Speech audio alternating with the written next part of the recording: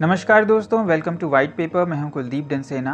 दोस्तों, United nation security council की एक meeting promote common security through dialogue and cooperation में बोलते हुए भारत की यूएन में परमानेंट रिप्रेजेंटेटिव रुचिरा काम्बोज ने कुछ ऐसे स्टेटमेंट दिए हैं जो समझने वालों के लिए इशारा ही काफ़ी है। मीन्स बिना किसी का नाम लिए उन्होंने चाइना पे और यूएन पे सीधा प्रहार किया है। उन्होंने कहा कि international order respect for sovereignty means संप्रभुता के सिद्धांत पे काम करता है और यथास्थिति को फोर्स से चेंज करने से कॉमन सिक्योरिटी पे आघात पहुंचता है। Common security rule based international order means नियम आधारित अंतर्राष्ट्रीय व्यवस्था को बनाए रखने, अंडरपिन्ड बाय इंटरनेशनल लॉ मीन्स अंतर्राष्ट्रीय कानून द्वारा रेखांकित, premised upon the respect for the sovereignty and territorial integrity means संप्रभुता और क्षेत्रीय अखंडता के सम्मान, शांतिपूर्ण बातचीत के माध्यम से अंतर्राष्ट्रीय विवादों का समाधान and free and open access for all to global commons means सभी के लिए खुला और मुक्त पहुंच पे आधारित है। यहाँ एक टर्म आया है free and open access, and ये समझने वाली बात है कि फ्री एंड ओपन टर्म अक्सर इंडो पैसिफिक के रेफरेंस में बोला जाता है एंड ये टर्म शो करता है कि रुचिरा काम्बोज का स्टेटमेंट चाइना की ओर डायरेक्ट इशारा है, क्योंकि ये term India and partner countries जैसे कि क्वाड ग्रुपिंग्स बीजिंग के एग्रेशन को काउंटर करने के लिए यूज़ करते हैं। कोई भी ज़बरदस्ती या एक तरफा कार्रवाई जो फोर्स के द्वारा स्टेटस को चेंज करने का प्रयास करती है तो वो कॉमन सिक्योरिटी का अपमान है। कॉमन सिक्योरिटी तभी पॉसिबल है जब देश आतंकवाद के खिलाफ एक साथ खड़े हों और ऐसे सेंसिटिव इशू में डबल स्टैंडर्ड को प्रैक्टिस ना करें और साइन किए हुए एग्रीमेंट से पीछे हटने के लिए एक तरफा उपाय ना करें, बल्कि उसका सम्मान करें, चाहे वो बायलैटरल एग्रीमेंट्स हों या मल्टीलैटरल हों या किसी भी तरीके का एग्रीमेंट हो, उसको एक तरफा कार्रवाई कर नलीफाई ना करें।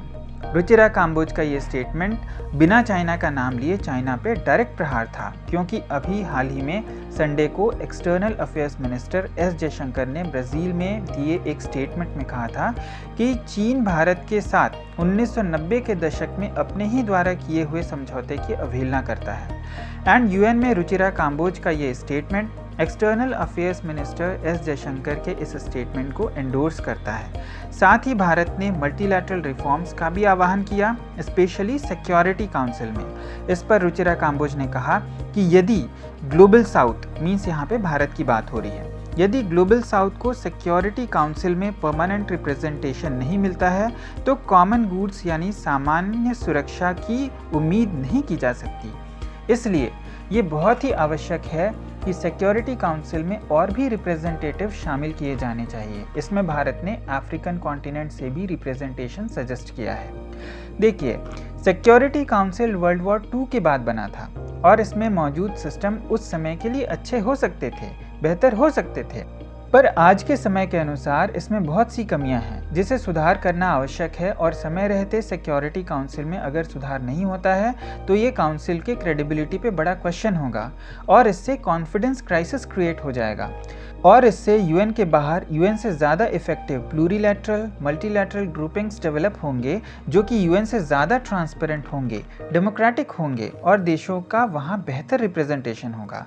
अगेन मैं आपको यहाँ बता दूँ कि ये सारा स्टेटमेंट चाइना के अगेंस्ट डायरेक्ट किया गया है, क्योंकि भारत की परमानेंट सीट यूएन में अगर कोई रोक रहा है तो वो है चाइना। बाकी यूएन के और 4 permanent member USA, UK, Russia, France, इन्होंने इंडिया को यूएन में परमानेंट सीट के लिए सपोर्ट किया है। रुचिरा काम्बोज के पूरे स्टेटमेंट को स्टडी करें तो उन्होंने चाइना को सीधे आईना दिखाने की कोशिश की है। तो दोस्तों, इस पूरे मैटर पर आपका क्या कहना है कमेंट बॉक्स पर हमें ज़रूर बताएं। वीडियो पसंद आई हो तो हमें लाइक करें, सब्सक्राइब करें, शेयर करें। धन्यवाद।